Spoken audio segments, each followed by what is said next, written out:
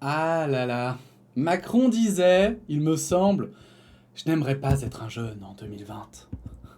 Alors certes, lui, il le disait pour les mauvaises raisons, mais il y a effectivement des difficultés pour la jeunesse en 2020, et en particulier pour, dans ce cas-ci, les acheteurs de biens immobiliers. On va en parler parce que c'est un sujet qui me touche, déjà, principalement, mais aussi parce que pour moi, de manière générale, hein, la jeunesse, mais dans un sens plus large, parce qu'ici on va parler des 20 à 35 ans à peu près, mais moi je parle vraiment de ceux, on va dire, en dessous de 40 ans. Eh bien, la jeunesse, je trouve, est un peu aussi le futur, c'est un peu ce qui est demain, quand on voit la moyenne d'âge, par exemple, des politiciens, hein. La jeunesse, ce seront les politiciens de demain, ce seront ceux qui feront des choix pour demain.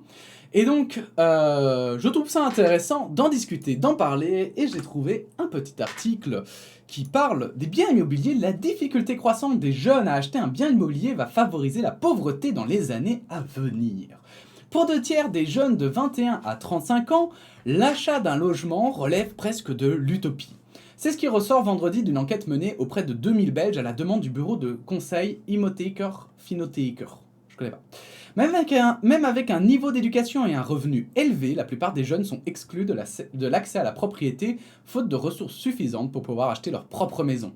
Le bureau du conseil plaide pour une action des pouvoirs publics afin de pallier cette situation.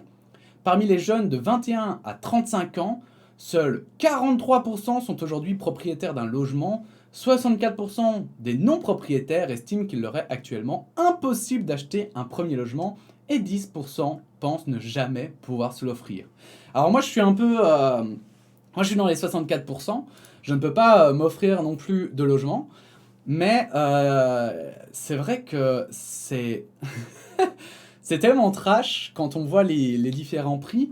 Notamment, moi j'habite à la capitale, à Bruxelles. Alors à Paris c'est encore pire, je sais. Mais c'est vrai qu'à Bruxelles, il faut évidemment toujours voir proportionnellement, parce que les salaires sont pas les mêmes non plus à Paris du coup. Mais c'est vrai que c'est tellement compliqué, mais même rien que déjà parfois de louer, c'est compliqué. Alors, alors acheter, c'est un peu bon. Moi, perso, j'espère le faire, je sais pas, quand j'aurai la trentaine, quoi. J'espère pouvoir m'y mettre, mais c'est vrai que quand j'entends ceux qui ont acheté, c'est vrai que c'est sûr, il faut prendre des prêts sur X années et c'est très compliqué d'accès. Une tendance qui pourrait favoriser la pauvreté. C'est une évolution inquiétante, déclare John Romain, Dimothéker Finothéker. Nous devons être en mesure d'offrir des perspectives à nos jeunes, car s'ils doivent sans cesse repousser l'achat de leur propre logement, ils risquent tôt ou tard d'y renoncer complètement. Cela pourrait avoir un effet dramatique sur le taux de pauvreté dans notre pays. Il est prouvé que les personnes de plus de 65 ans qui ne sont pas propriétaires de leur logement courent un risque beaucoup plus grand de se retrouver en situation de précarité. En disant la part des jeunes, et c'est ça surtout l'info que je trouve importante, de moins de 35 ans ayant souscrit un emprunt pour leur logement par l'intermédiaire du bureau de conseil a chuté de 61 à 41%, constate Immotheker Finothéker. De plus en plus de jeunes doivent repousser l'achat de leur première habitation, à tel point que l'âge moyen des acheteurs immobiliers dans notre pays atteint 42 ans. Et moi, par exemple, c'est pour ça que je voulais en parler, c'est que effectivement, en parlant moi avec mes parents, par exemple, eux, ils ont acheté leur logement, ils ont commencé à donc faire un emprunt, etc., genre à 25, 28 ans, je crois. Donc pour moi, c'est censé être l'année prochaine. Mais impossible. C'est juste impossible. Alors ils étaient à deux, ils étaient déjà en couple, etc. Mais malgré tout, c'est... Enfin, moi je me dis que ouais, effectivement, je pense que ce sera plutôt dans la trentaine que j'aurai accès. Et tous les amis que je connais et qui ont des logements, c'est effectivement, et on va en parler après, hein, mais soit ils sont aidés de leurs parents, soit, en fait, ils sont très peu. En fait, je crois que j'en connais même pas et qui ne sont pas aidés par leurs parents et qui ont acheté un bien. Mais même déjà ceux qui louent aujourd'hui, en 2021, en plus avec la crise du Covid et tout, ceux qui louent sont moins nombreux qu'avant la crise du Covid. Il y a eu plein de retours chez ses parents et tout. Donc c'est vrai que je pense que c'est pour ça que je voulais lire cet article, c'est que je pense qu'on n'a pas trop conscience. Parce que pour le moment, la jeunesse, pour moi, c'est un peu comme les personnes plus vieilles qu'on invisibilise un peu parce qu'on se dit, bon, eux ils sont jeunes, ils vont pouvoir acheter plus tard. Ou les vieux, c'est, oh ben, un jour de toute façon ils vont mourir, donc on s'en fout. Sauf que le problème, c'est que les jeunes qui ne peuvent pas acheter, moi, ce que j'ai l'impression, c'est que du coup, il y a des gens. Il y a moins en moins de possibilités d'acheter aussi parce qu'il y en a beaucoup qui achètent plusieurs bâtiments, plusieurs appartements et tout, et qui après les font relouer, quoi.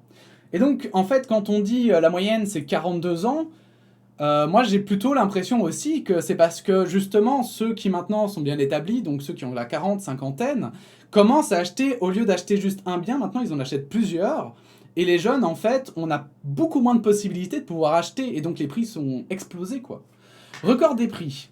Les prix des maisons ont atteint des niveaux records, nous espérons qu'il n'y aura pas de pénurie d'habitation dans les années à venir, s'inquiète John Romain. Cette situation, combinée à un taux d'intérêt sur l'épargne proche de zéro, qui pousse les épargnants à investir dans l'immobilier, constitue un cocktail toxique qui provoque une hausse marquée des prix et rend l'immobilier inaccessible aux primo-accédants et surtout aux jeunes et aux célibataires. Célibataire, c'est impossible. Célibataire, acheter, faut vraiment avoir un salaire de malade mental, quoi. Faut être ministre. Faut être ministre. Faut... Faut être ministre de l'informatique en Belgique. La moitié des jeunes propriétaires belges déclarent avoir reçu une aide de leurs parents ou d'autres membres de la famille. La moitié. 37% ont reçu une certaine somme et 16% ont pu emprunter à leurs parents. À quelques exceptions près, le montant moyen reçu des parents s'élève à 58 031 €.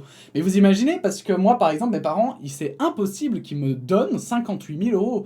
Même qu'ils me les prêtent. C'est juste impossible. Ils n'ont pas les moyens.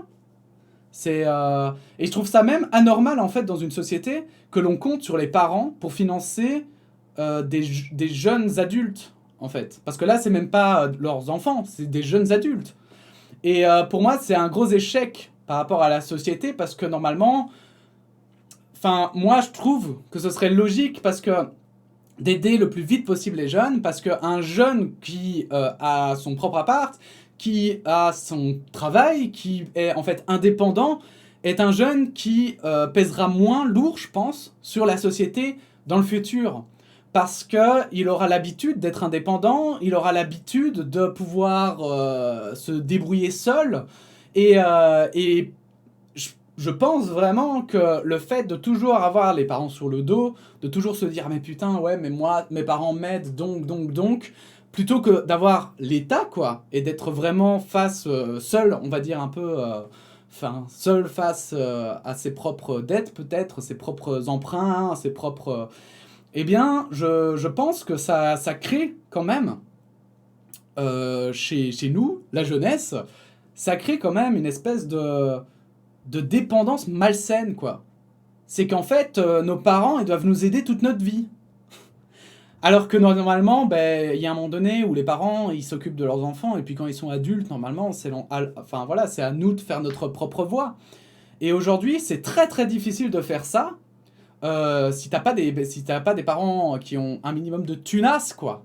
Et mes parents, comme on est 3 enfants, en plus, ça veut dire qu'ils auraient dû avoir 150 000 € de côté, quoi. C'est un peu tendu. Et c'est ça aussi l'autre paramètre dans mon entourage. Alors évidemment c'est mon entourage, hein, mais c'est pour ça que j'en discute ici, c'est parce que je trouve que c'est un sujet intéressant. Dans mon entourage d'amis, ceux qui ont pu aussi acheter des biens sont souvent justement des enfants qui sont seuls, en fait, qui sont des enfants uniques. Et du coup, ou alors des enfants, mais ça c'est... ou alors des enfants qui ont leurs parents qui sont morts, ou alors des enfants qui ont leurs parents qui ont beaucoup d'argent. Mais c'est vrai que c'est rare que ce soit vraiment, je vais dire, des jeunes qui sont partis de zéro, quoi. Ça, j'en connais pas. Je sais pas si vous en connaissez, auquel cas ce serait très intéressant. Voilà, je voulais juste lancer le sujet. Je pense que ça existe en Belgique, mais je crois que ça doit exister aussi en France. Je pense que ça doit être la même chose. Si puis, n'hésitez pas à mettre votre opinion en commentaire, évidemment, que vous soyez d'accord ou pas d'accord avec moi. N'hésitez pas à liker la vidéo, à la partager et à vous abonner. Et puis on se dit à bientôt hein, pour de nouvelles actualités. Voilà, la bise.